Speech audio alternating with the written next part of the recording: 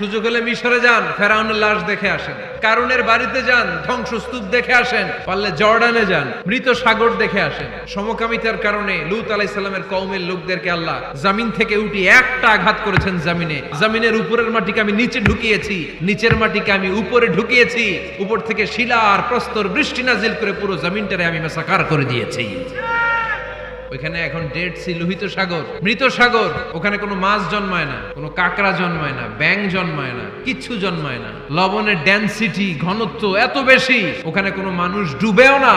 গজবের জায়গা, সুযোগ হলে দেখে আসেন। টাকা পয়সা ভালো থাকলে সময় হলে প্রায় ফ্যামিলি মেম্বারদেরকে নিয়ে উমরায় যান। আল্লাহ রাসূল সাল্লাল্লাহু আলাইহি ওয়াসাল্লাম বেড়াতে যেতেন। আল্লাহ রাসূল সফর করলে কোন স্ত্রীকে নিয়ে যাবেন তিনি স্ত্রীদের নাম লিখে লটারি করতেন।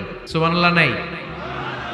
নবদম্পতি যারা, পারলে তোমাদের হানিমুনটা উমরায় সেরে ফেলো। স্বামী স্ত্রী দুইজনে মিলে মক্কায় চলে যাও। আল্লাহর ইবাদত, আল্লাহর ঘরে সিজদা দিয়ে নতুন জীবনটাকে নতুন